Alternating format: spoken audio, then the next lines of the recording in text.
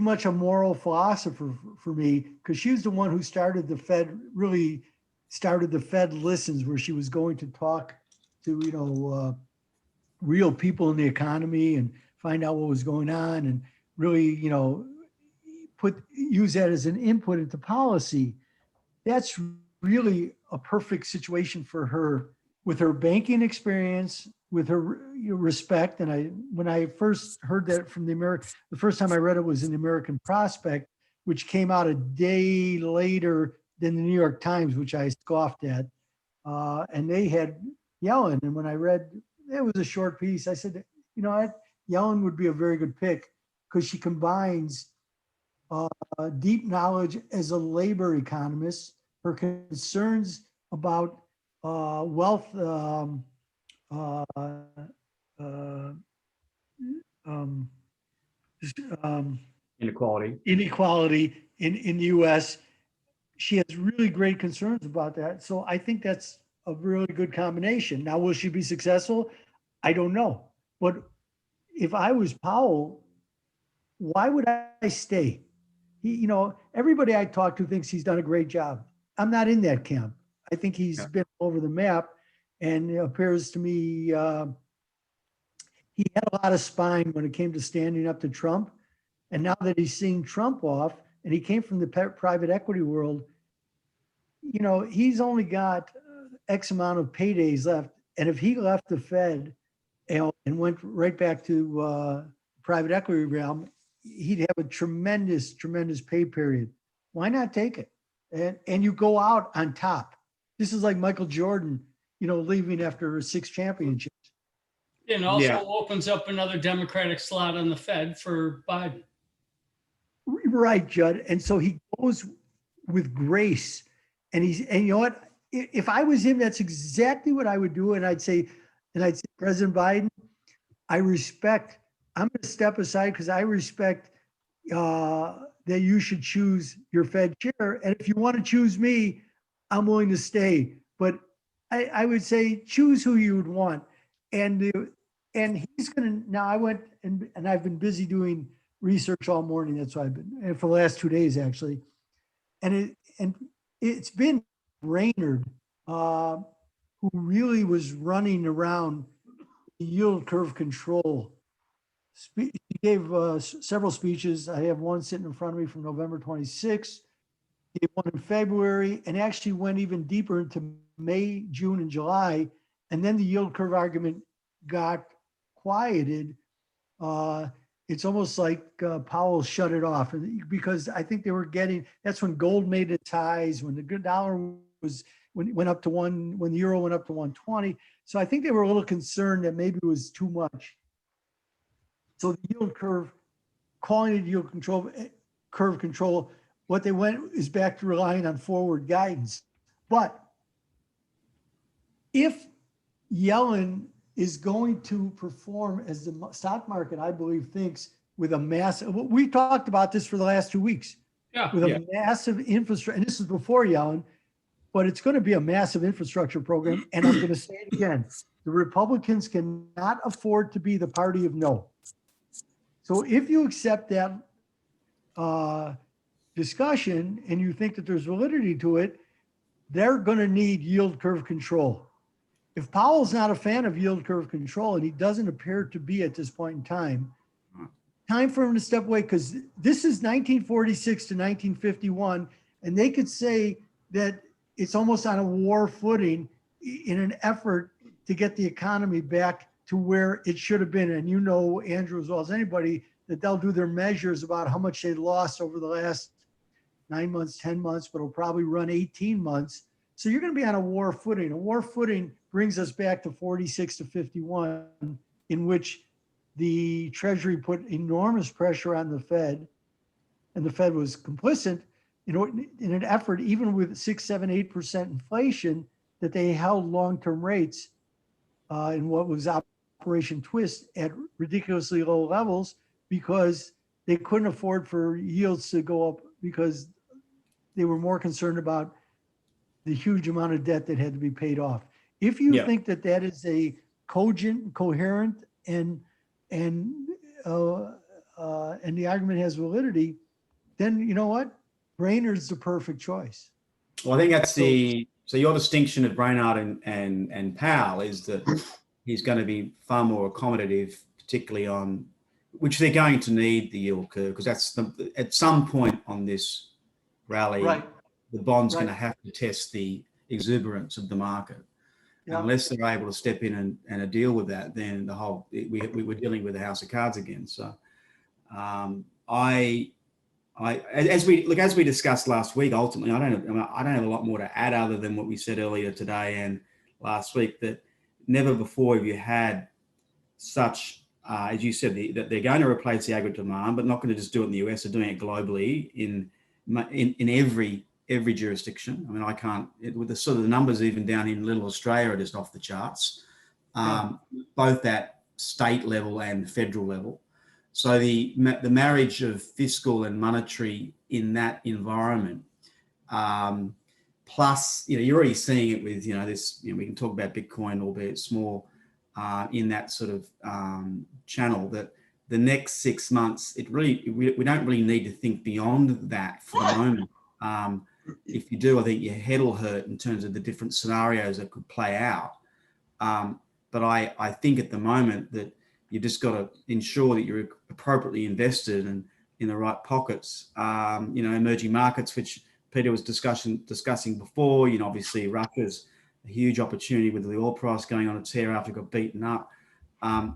Bitcoin could, I'm not an advocate of it. I barely understand it, but it could be, the modern day tulip, who knows? But the amount of fuel on the fire, the first two reports I read this morning were talking about valuation overbought. It just doesn't matter at the moment. I think you just have to find the right pockets where you're comfortable, trade around your core, and just let the next 6 months play out. I'm not too sure beyond that, but I don't need to worry about that at the moment. Yeah. No, we don't. And you know what? We'll get a good look at it, which is important because that's. Yeah. I was just saying before on gold. Now, gold's doing nothing. I mean, real rates are up a little bit. The whole vaccine thing, etc. Equally as importantly, seasonality. It's ending its worst sort of 10 week period in the first to second week of December. So it never really was meant to go up again until the second week of December. So I have no concern with gold, really. I think, if we, the 9th of April is that date we've spoken about before, which is the day Powell stepped in on the junk bond. Now that the range on gold that day was 1665 to 1765. So I think, anything into that pocket, which comes in with some matrix numbers on gold, Judd has, will be good buying. Let me take a look at. So you said April 6th, right? April 9th was the junk bond day. April 9th. Yeah. Okay, so we got up to 17. Yeah, I know you've talked about this level of 1732. Then later in April, we got up to 1775. That was in the fear that there was a delivery squeeze, but that didn't really pan out. Interesting today that the 200-day moving average is 1794.5. What are you looking at there? I'm looking at the active daily.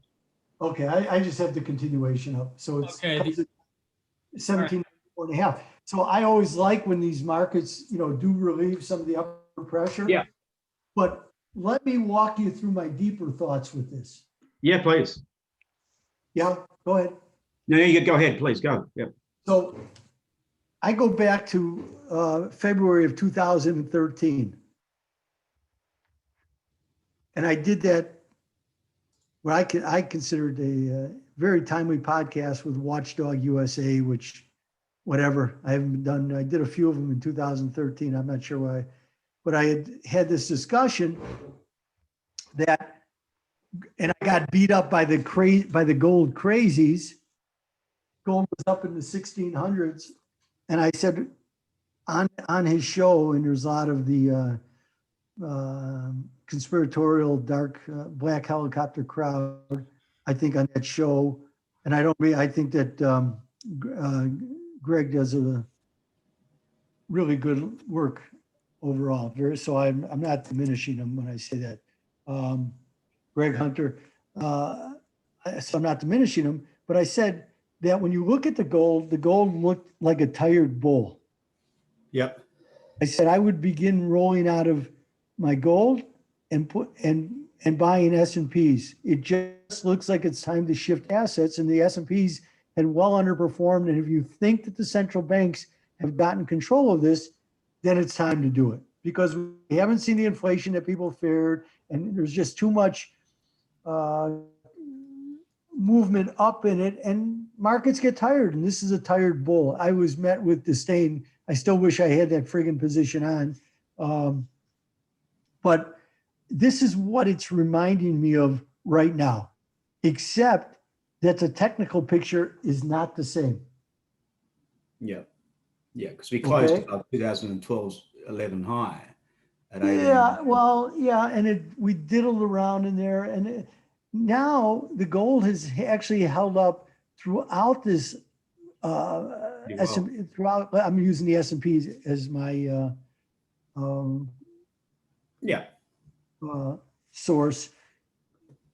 Gold, it's correcting here a little bit, but interest rates, there's no sense. It was back then. It was in May when Powell did the taper tantrum. So people had a thought in their mind that rates were going up. I don't think that there's any way in hell that rates are going up now. And I'll go back to the Fed Brainerd, to the Yellen Brainerd.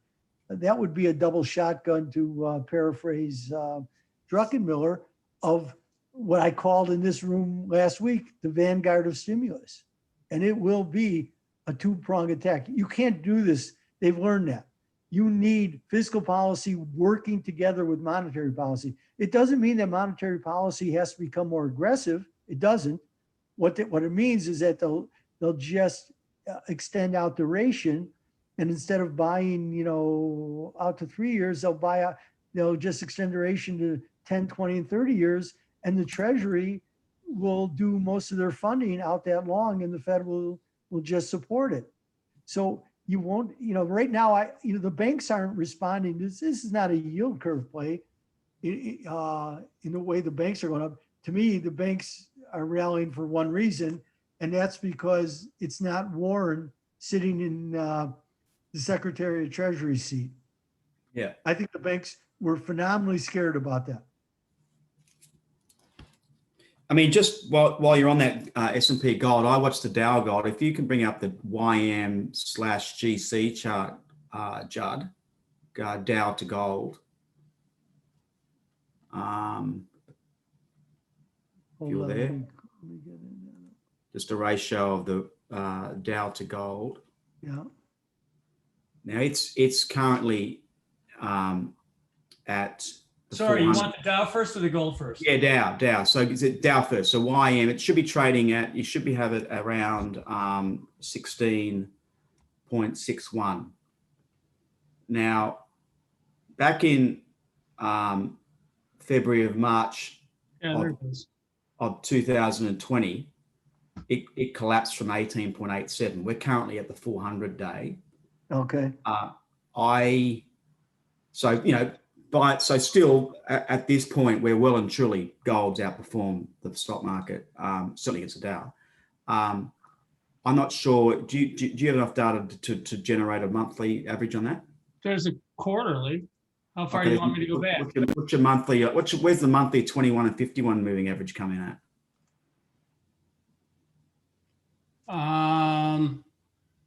The 21 looks like it's right about 1715. Okay. So basically that's that's a quarterly. You want the monthly? Yeah, monthly. The monthly. Yeah, it's right around that 1715. Well, the fib's right there. It's 1684 is the 21. So I'm intrigued by that coming into those levels, going into a seasonal low for gold in December. Okay. And if you look at where that market stopped in March, April on the downside, I think it was basically 618 of the lows. So, but go on, sorry. No, I'm listening to you. This is really good. I think you've laid this out really well. But there's something else to me that's going on around the gold, and we talked about this last week too, 2 weeks, the platinum gold, which Yeah. broke out above the 200-day. When did we talk about that, Judd? Early last week, I think, right? Yeah. And I'm lamenting how bad I traded it. Yeah, it was Thursday or Friday, and it just took off and it rallied a bit. Oh yeah, I mean, Sure. today we got almost a $70 move in the differential.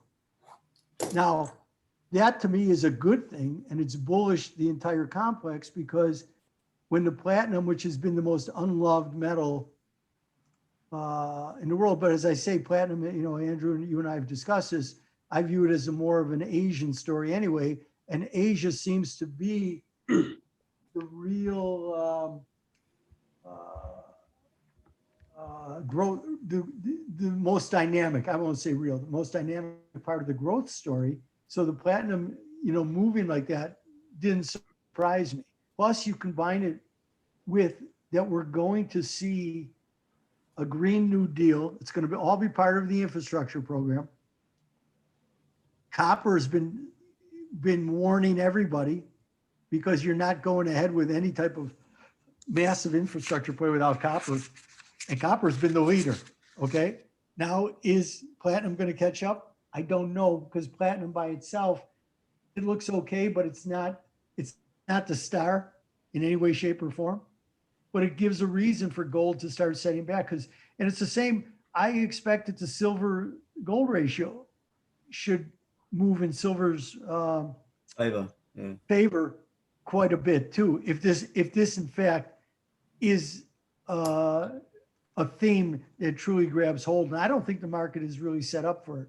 So I agree with you, and that's why, because I think that's why I'm more concerned around the back end of next year, because the comps or the you know the rate of change in the numbers that will be coming in the back third quarter of 2021 are going to be horrible because of the amount of rate of change they got before. Right. Now, so I think the rate of change you're getting in the next sort of 3 to 6 months are going to be so favorable that it's just going to be ridiculous to the top side. Now, there's two major seasonals, and we all know gold will always do its greatest work in the greatest crisis. Inflation, deflation, it's where it goes. It did it in March, and it's done it relatively well this century, frankly, through three major crises. In saying all that, I'm probably a stronger advocate of looking at the gold trade on the other seasonal, which is the third quarter of 21, that I am into the first quarter of 21. Okay. I just think the setup is better back end of next year for it, and I probably rather, like you say, play the reflation trade on the silver or just generally any index you want to own, emerging markets. Then I would be rushing into gold at the moment, even though the seasonal says go up. I agree, and then you go with all the gold currency spreads. I mean, yeah. On Sunday night, so oversold. Really digging deep into it. Gold yen is now broken down below the 200-day. Gold yuan is below the 200-day. Gold Swiss finally went through that time. Gold euro has for quite a while. You can put them all up, and if you put the 200 days up, these are Sunday night. I saw how many of them were giving away. So I said, no, you know, this is gold. I exited my gold between 70 and 75. Unfortunately, I didn't get short. But because I just, you know, I have some fear about it, especially as I started hearing the rumors about Yellen, and with Yellen, I said, well, this is going to be interesting. But the gold currencies are truly breaking down fairly dramatically. And against the copper too. And there's, you know, I mean, against Bitcoin, it's at 5%. I mean, these things are overbaked down here. So, you know, the gold could stall here around the 200-day and just wank everybody off while it releases some pressure. I agree with that. I think what you'll find, and again, it sets up beautifully for the back end of sort of third quarter next year, is, you know, if this market continues to go on a tear, which that's my thesis, that's how I'm playing it, then you'll have everyone calling it a pet rock again. It'll, you know, the digital gold Bitcoin advocates will be screaming from the mountain, and then we'll have gold will be for sale. I think more so then than now. and you're going to piss off the perma bulls, and you're going to probably incentivize the Bitcoin disciples, and we've got a better. But I think again, that's third quarter next year. Well, you know what? As again, it's going to get interesting. And look, I can pick the individual stocks. And again, I'm back to discussing individual stocks, and we're getting it the play across the board. Yeah, you're that. I mean, Freeport, I only have basically 25% of my position left, but it's been okay. And I rolled into some others. Now I'm finally waiting for Bungie. I had gotten out of 80% of my Archer Daniel, and right now that was the right play. Archer Daniel hasn't yet made new highs, and Bungie is certainly today.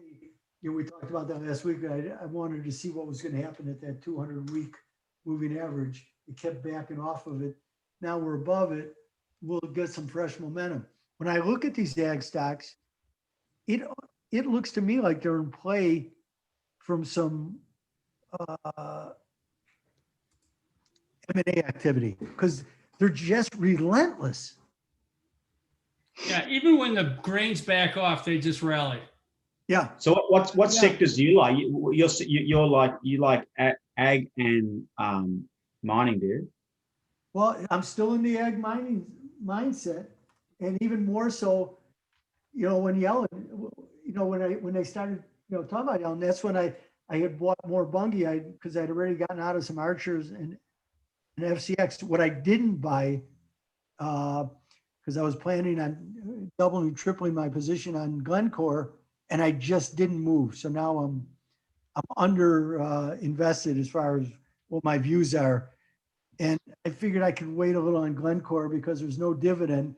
But with copper prices soaring and other minerals, Glencore is going to be in a position to reinstate that dividend. So I'm wondering where the stock's going to go, because they've spent the year paying down debt. If there's anybody who's a really good, they should do some work on Glencore and I see. can't pull that up because it's over the counter. But this SQM from Chile, this is QM. Yeah, I don't. yeah, big EV play. I mean, this has just been rocking. Right. Yep. Listen, the same with Ballard Power, which went up to 22.5. Again, I was too cautious there, and I never got it bought back. Too cautious. So Okay. that's. But I got a comment on Ballard here. Yeah. Because I got a position in this ESG investing and this whole generation of visionary geniuses who, you know, believe in that stuff and don't ever add up. Don't look at balance sheets ever. Yeah. You know, but they're going to keep pounding money in that, you know, instead of going to church, they go to the Church of Environmental, conformity. Peter. So the Ballard's going to catch that bid. That's my story. Yeah. And that's been part of my theme in the last 4 or 5 months, because ESG investing, say what you want about it, but the dynamic to it. And do I agree with it? No. I believe in stakeholders, but it's so far beyond that. And these people you're right. It's just become, they're reading from a new hymnal. And got people, investors like Buffett, and they just wait for them to unload the stuff. I don't know if you read in the FT over the weekend, they had the guy who ran the Norwegian Sovereign Wealth Fund. Yeah. That was a very interesting read, because even there, you know, and he said, you know, he doesn't ESG per se, but it's ESG. And the great irony is, and I'm a fan of irony in all shapes and forms and sizes, is that here's a wealth fund that made its money totally on carbon fossil fuels, and now they're being forced by, you know, their own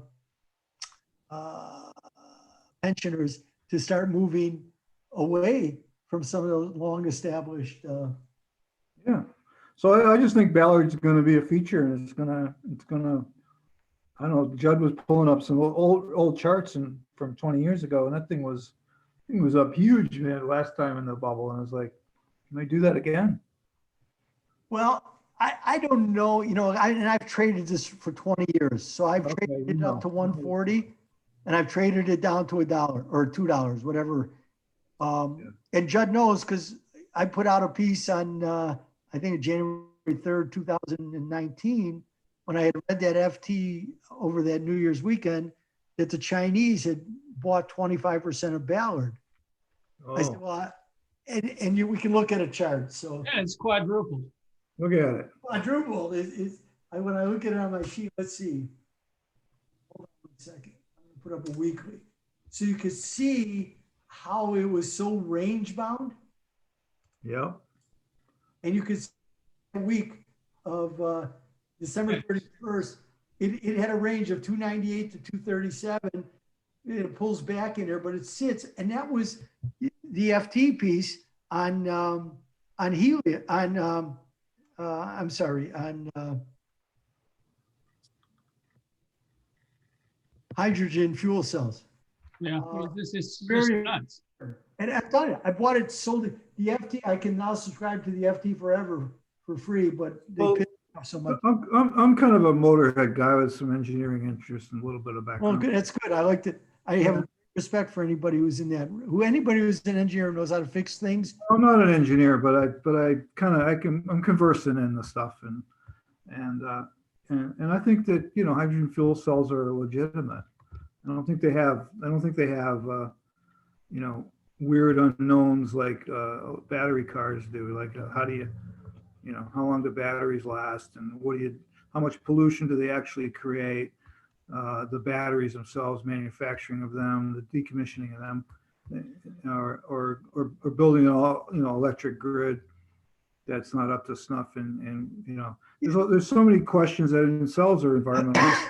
And I don't see that with fuel cells. I see them being pretty straightforward, and the economics are still not comparable to oil, to diesel, or something. But they're obviously they're pretty. It's a pretty clean proposition, and so I kind of respect it.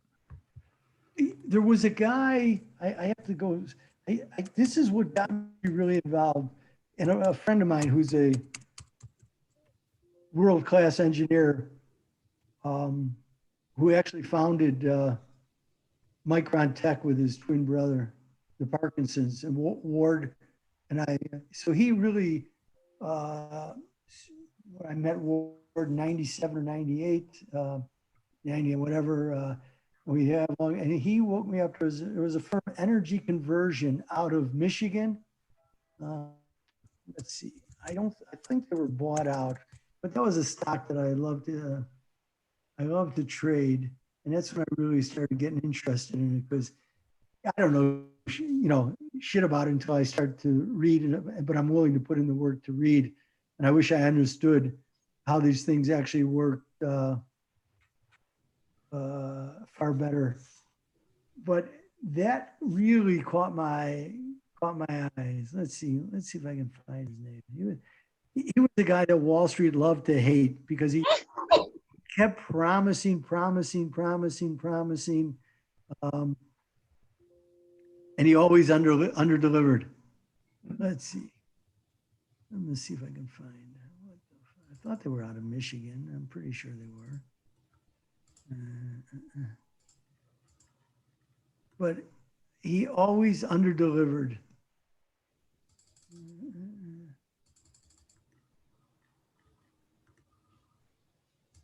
Let's see if that's the one. Let's see.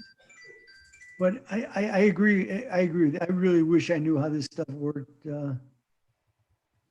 Oh, here it is. Okay, I'm going to find it. Yeah, it was out of Auburn Hills, and Ovionics, which was their cellular division.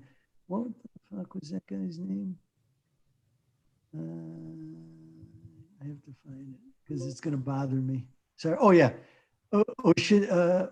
Ovshinsky was the guy, and he was a pretty, very legit, as Ward told me, engineer. Stanford R. Ovshinsky, energy conversion I'm Wikipedia. So, what was their symbol? CD, I think they're no longer listed. But yeah, he was really working with the first fuel cells, but he always underdelivered. So that stock, somebody wanted to buy, let's see who bought it. Somebody did buy, maybe a private equity group, because he was a legitimate scientist. You can read up about him, but that's a very important part. Now, I think you're right, Peter, which is why I will not buy any more Ballard until there's a sizable correction when they disappoint. Yeah. But anyway, I think it's going to be a feature in the future, and there's going to be plenty of bid for it. And I think it's a legitimate company that's in the right space. What's that name? Ballard, is it? I'm sorry. What's the name? Ballard, is it? Ballard. Ballard Power, BLDP. BLDP. Thanks. Ira, put 6306 on your Bungie thing. Oh yeah. Okay. Yeah, Cool. because that's where that oscillator comes in now. Okay. It's moved up. All right. Well, I need to run, guys. But thanks, Ira and Judd and Peter. Well, you know what, Andrew? When we need to, but that was really good work on the gold, taking that apart. I think that's a very important area because people, I knew That was helpful, Andrew. I like that. Yeah. today was an option expiration day in the gold, so I was wondering, and I think they expire at what time? Stand on? No, they're closed. The DCs are closed. They're Right. closed. What time do they close? At 12 Chicago time or 10? 12:30. 30. So I was wondering if there were any knockouts on those 1,800 calls or something, because there's a lot of over-the-counter shit that goes on too. So I was wondering, I could see it yesterday, how I didn't get short, but that's, me, Judd. I don't turn my direction easily. I could be short gold against the platinum, and I actually had that on a little bit last night when the platinum was being sold off. And I saw how far I was really hoping they were going to push it down to about 903 to 910. I thought that'd be a very good area to take a shot at the platinum. I mean, the Nobes traded like 112 contracts today. Hey, how's it going? You got your power back, huh? So, all right. So Cable, whatever. it was interesting, but I figured they'd have to get under that area in order to knock them out. Well, just before that, there's a nice gap on the gold Dow gold at 1760 on the 1792 back on the 20th of February, which actually matches the 764 from the high in 19. Yeah.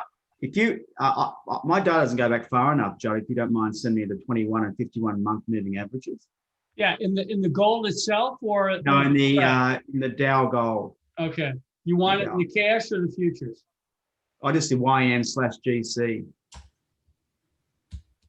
Yeah, because I think that's where I think that 1740 to 1760 could start to sort of stop the gold getting hit. Well, you're right at one of your favorite averages right now. Hold on, Yeah. I'm gonna go to an active. Yeah.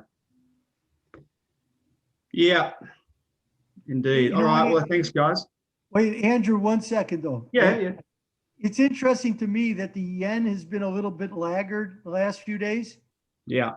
Because with the platinum and with what's going on in the Asian, between the Kiwi and the Aussie and of course the yuan, I'm interested to see, and the Japanese stock market. Wow, what I think about. I got a view on that, and it's generic to the currencies generally, other than I figured you'd have something on this. I just don't. I think until we get to the end game, and I think we're going to get there one day, be it back in the next year or in 5 years, I don't know.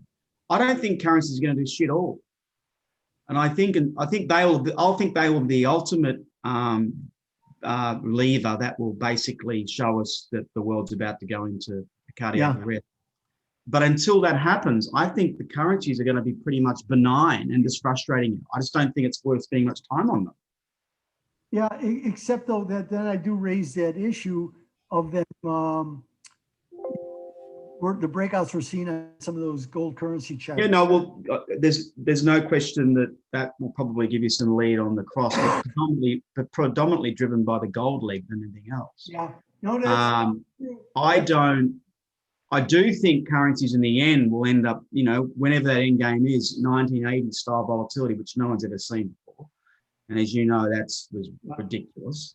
People forget that dollar mark came from 320 or something. And the yen came from, much, much higher as well. So dollar yen. So, frankly, I think anyone that I spoke to last year that spent time on the currencies got killed because they just kept getting churned. Oh, yeah. I think the next 6 months we sit in, the pockets we've discussed, and then we'll start seeing the currencies break eventually, but not now. I will say that if I'm right, and I'm really reaching out here, but you know what? I'm not afraid of that. Anybody who knows, I had a view on Lizzie Warren being Secretary of Treasury, but I put a lot of thought and research into why, it proved wrong. But even with Powell there, Powell's not, again, I'm looking at Brainerd as the yield curve control proponent, and they're going to need yield curve control.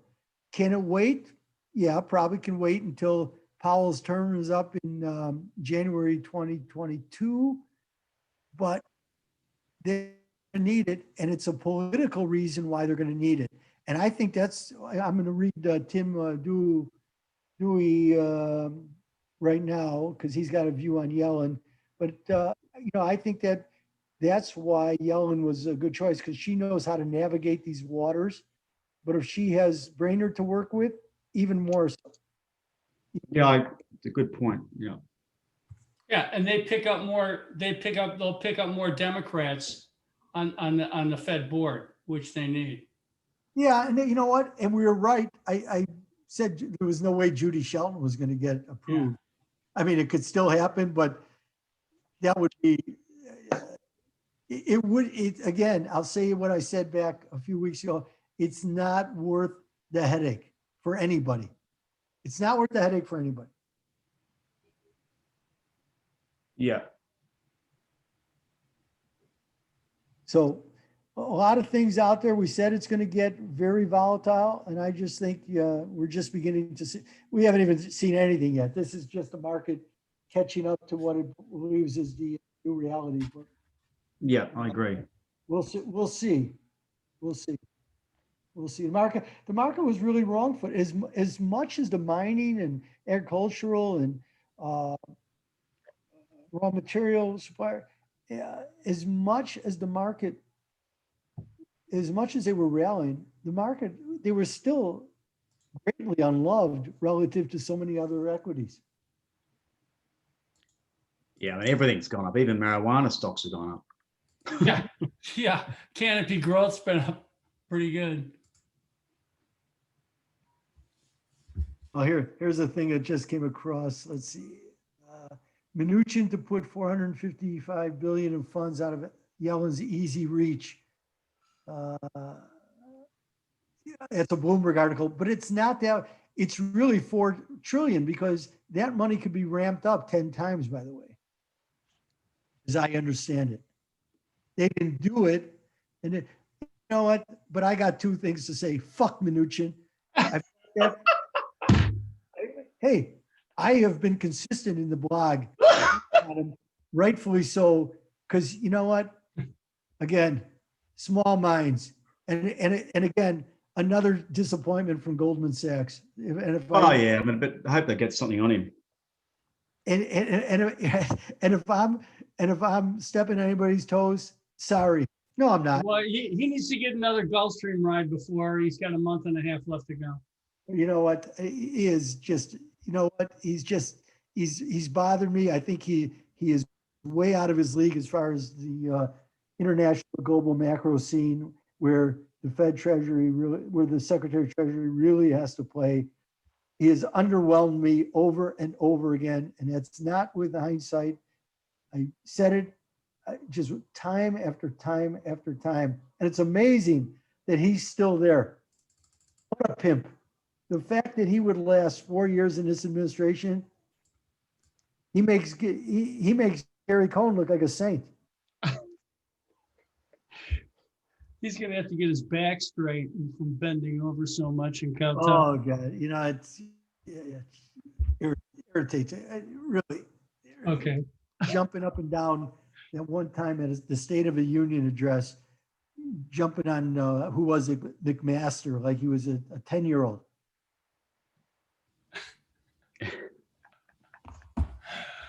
I He got to was a- really say what I feel. All right. Well, that's He was- okay.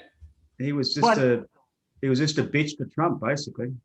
But I did celebrate today because I went out when I had to go mail a letter. I went out and bought a nice bottle of Japanese whiskey just to celebrate the New York Times being totally off on Brainerd's appointment. And I asked the guy, "You got any Pappy Van Winkle?" He said, "I get 5 bottles a year.